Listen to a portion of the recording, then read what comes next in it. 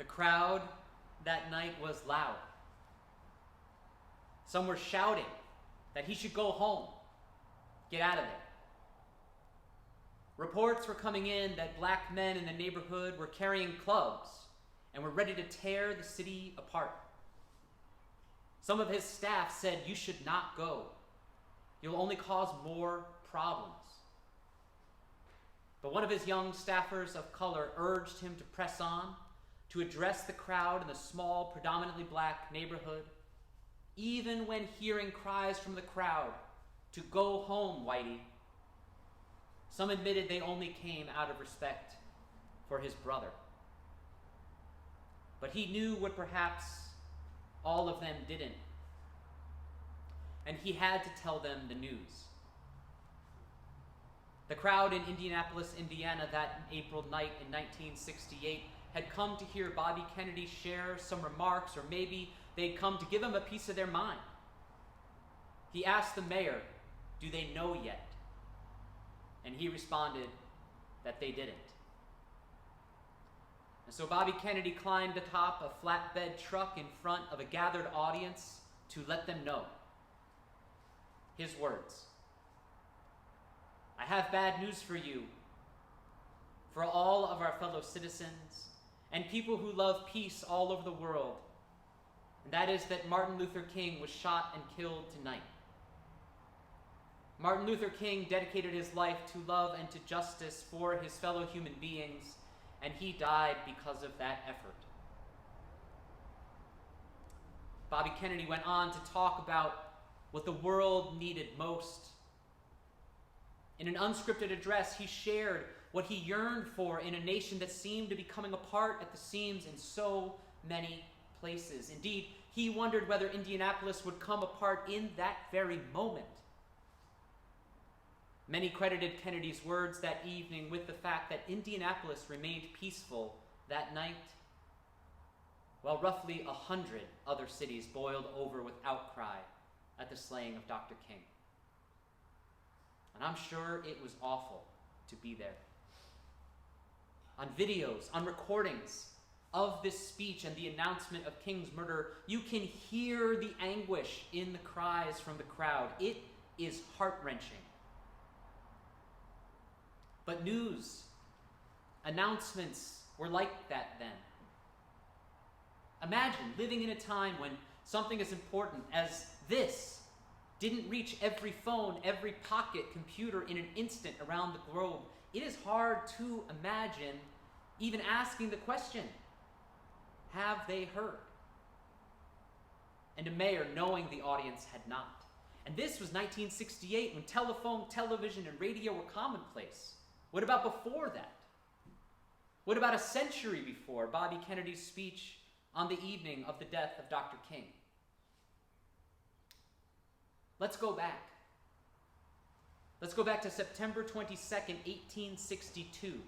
That is the day President Lincoln issued the Emancipation Proclamation, which went into effect on January 1, 1863, and was meant to free any slaves being held in Confederate Army-held territory. Many don't know that the institution of slavery remained unchanged in Union-held areas until the passage and ratification of the 13th Amendment, after which it only applied to prisoners. But the leader of the Confederate forces didn't surrender unconditionally until April 9th, 1965. And that news didn't reach Texas until the beginning of June, when the Confederate forces there laid down their arms. And so, it was not until June 18, 1865, that the Union General Gordon Granger arrived in Galveston Island in Texas, one of the most populous parts of Texas at that time, right near the burgeoning city of Houston. He was accompanied by 2,000 federal troops to announce and to enforce the proposition that all slavery in Texas would end and each person's employment status would immediately be converted to a wage-earning employee. And so it was almost 3 years after the Emancipation Proclamation was first enunciated that slavery was said to end in the farthest reaches of Confederate-held territory where so many farmers had fled fighting and could own slaves, when the June 19th Juneteenth was born. And as we heard in the story from Karen, the celebrations followed. The freed persons celebrated that very night, and as soon as the following year, on June 19th, civic celebrations took place. One of the primary focuses of the first celebration in Galveston on the first anniversary of the announcement of this freedom was what? Was to register freed persons to vote. That is how folks celebrated.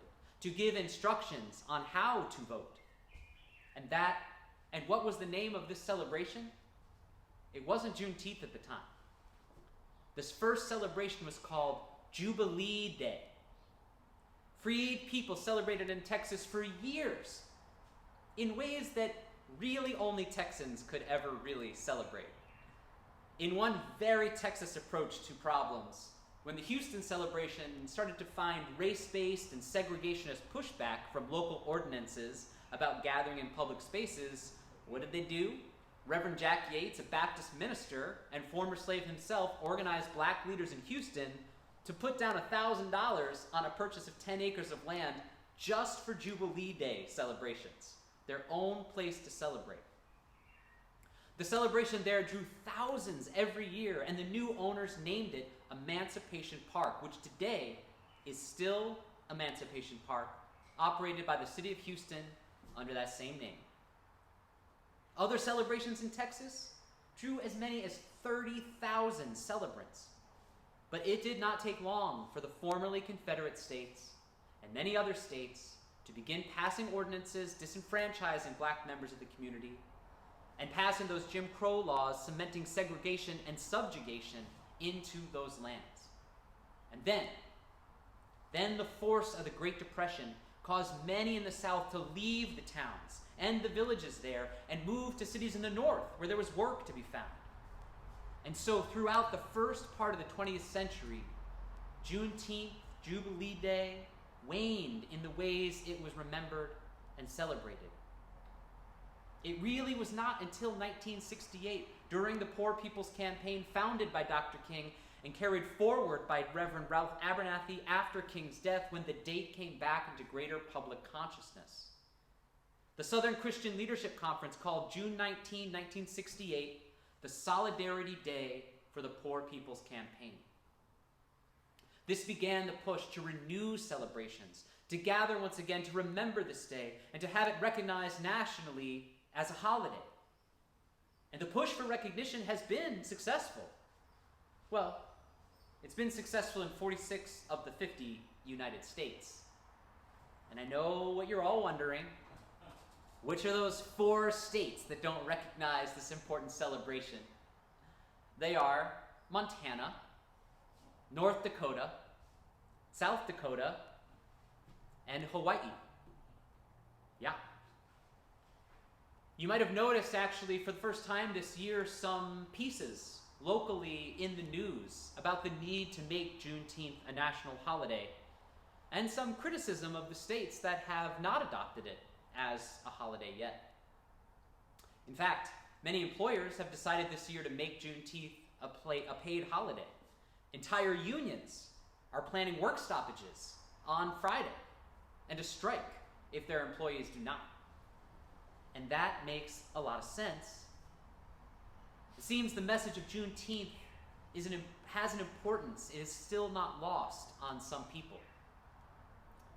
Now, one notable American who had scheduled a campaign rally in Tulsa, Oklahoma, the site of one of the most infamous and horrific scenes of race-based violence in the past century in this nation on Juneteenth, in what was really a stunning display of self-awareness and course-changing, that notable person changed the date of his rally to the next day. If that person is aware of how important that day is, I feel like maybe our state should be too.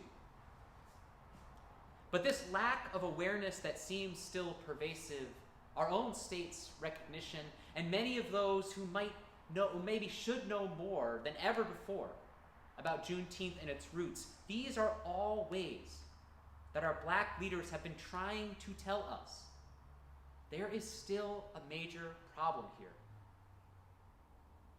Now, over the past few weeks, Images of demonstrations and exercises of constitutional rights to assemble and to speak freely have reached many of us. Some of us have even taken to the streets ourselves, marching shoulder to shoulder with others, seeking to be heard, seeking to be seen, seeking justice. And I have heard many who lived through the 60s remark that it has been half a century since this kind of engagement in direct action to effect change has been as frequent and sustained as it is in this nation. It feels different this time, I know. But many who have been disappointed before are worried that the momentum will stop. Let us pray it is different this time. Let us pray that there is more than just rhetoric and promises, but that real systemic change, accountably dismantling systems of oppression, of a silent and deadly culture of white supremacy, loosens its grip enough on the hearts and the minds of a nation, an entire nation, so that change might come and stay. May that be so. And changing course, doing something we might not have done before, is often the only way to change. When Bobby Kennedy spoke to this crowd in Indianapolis, to a crowd in anguish at the loss of Dr. King, he did something for the first time publicly ever. He spoke of the death of his own brother. His words: "For those of you who are black and tempted to fill with hatred and mistrust of the injustice of such an act against all white people, I would only say that I also feel in my own heart the same kind of feeling. I had a member of my family killed."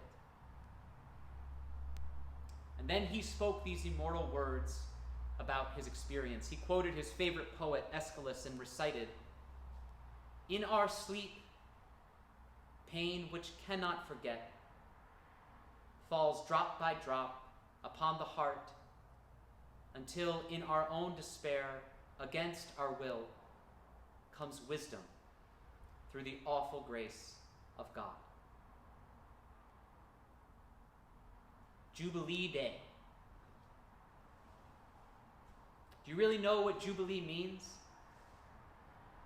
It actually comes from Leviticus, one of the texts of the Hebrew Scriptures, of the sacred Hebrew Scriptures, which has many rules and regulations that had to be followed by the Hebrew people.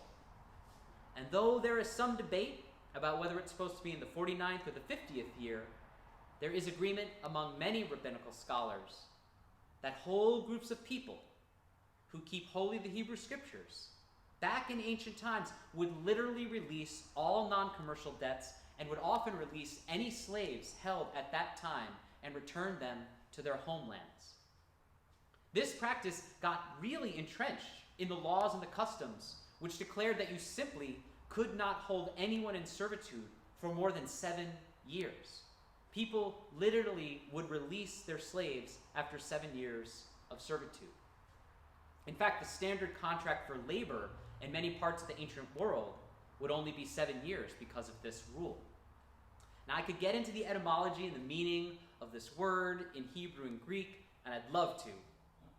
But I think what's most important to know is that any idea of the word jubilee, meaning celebration or jubilation, came after it was understood to mean release from servitude in the Hebrew Scriptures. That was its primary meaning. That was the Hebrew root. One of the most celebratory words in our English language comes directly from the idea of emancipation from bondage, from slavery. Now, I'm guessing a lot of the people who've taken Jubilee anti-racism training here at our church might not have even known where that word really comes from. And the vast majority of the people who've taken the Jubilee anti-racism training here have been people who identify as white. So there might feel like a disconnect. Like, what right do we have even to consider our experience in something named Jubilee, to be equated with the lives touched by this most grievous sin of slavery against our fellow siblings and against God, if that's how you consider the Hebrew Scriptures? What right have I to claim Jubilee? And in that very question lies an answer. For that question discloses the very prison in which the person asking it dwells. Those folks in the ancient world knew something that maybe the contemporary world forgets. If you are benefiting unjustly from the service of another, all the gains made in the unjust enrichment are false, are unholy, are ill-gotten, are perhaps illegal. All of the ways a culture or class benefits from this theft are like drops of poison collecting in a bucket. They grow in the bucket of a shared unmerited theft, drop by drop over time. And it is really only in grief, it is really only when a world starts to tear at the seams, when a new reality dawns in our lives, that we start to notice the drops. It's almost as if we were in a dream. We hear the words, in our sleep, pain, which cannot forget, falls drop by drop upon the heart until, in our own despair, against our will, comes wisdom through the awful grace of God. A nation is waking, friends, from sleep. And the pain, the searing centuries of bondage, of taking, of kleptocracy, of chipping away at the most basic celebrations with new laws and new ways of control, pain which cannot forget is falling drop by drop upon the heart, upon all of our hearts. And it is there in our despair, in the ways we may watch in horror, in the ways we may gasp at thoughtlessness or downright mean-spirited actions, and at that feeling of hopelessness or impotence to do a thing, in that despair, against our will, whether we like it or not, no matter what a human heart can bear, a human hand can manage, a human soul can hold, against our will comes wisdom. The knowing, the deep conviction, the clear and unfettered truth comes wisdom through the awful grace of God. Awful, filled with awe. The inability truly to describe or comprehend the enormity of the matter, the awful grace. Grace means the unbidden, the unasked for, the unmerited blessing or gift of God. God, the beginning and the end, the ultimate reality, the totality of all and nothing all at once. In our sleep, pain which cannot forget falls drop by drop upon the heart until in our own despair, against our will, comes wisdom through the awful grace of God. Earlier this week, a friend texted me, a group of us actually, about the primary elections in Georgia. He lives in Atlanta. And my friend's boyfriend waited 5 hours to vote. And then my friend remarked that a Democrat was running against John Lewis in Atlanta. I guess he all thought we needed a laugh. Because in case you don't know the joke, I encourage you to look up how handily Representative John Lewis has won elections in Atlanta over the past years. But there is a reason for that. See, John Lewis was the young staffer of color who told Bobby Kennedy to speak to the loud and boisterous crowd in Indianapolis and not to cancel. The same John Lewis who was permanently harmed and injured while trying to cross the Edmund Pettus Bridge with Martin Luther King. And in an interview with the Washington Post about that night with Bobby Kennedy, John Lewis teared up, remembering Kennedy's words that night when Dr. King was slain. Kennedy told his staff to rest up because, in Kennedy's words, tomorrow we have to bury our leader. And it was Dr. King's body that led the procession through the streets of Atlanta, and it was Bobby Kennedy who was the only white man in the procession. And some would say, and so it was Bobby Kennedy who 2 months later was gunned down at the Ambassador Hotel in Los Angeles. Friends, I'm not usually so direct about this, but being a real accomplice in justice is not easy. The pain of 400 years of subjugation will not be healed in a few weeks. The wrongs and unmerited advantages of a group of people will not be repaid, will not be repaired by giving one more day of paid leave in a year. And many of us on this worship time together know this. We know the truth is, if it doesn't hurt, we're not doing it right. If it doesn't take something from us, we're not giving enough. And if it doesn't wring tears from our eyes, our vision may not yet be clear. I say this not to shame a single soul, not to make any of us guess at what we've been doing all these years, but rather to share a way through so much of this anxiety. So many are feeling so often these days. Sometimes it takes a message a while to reach people.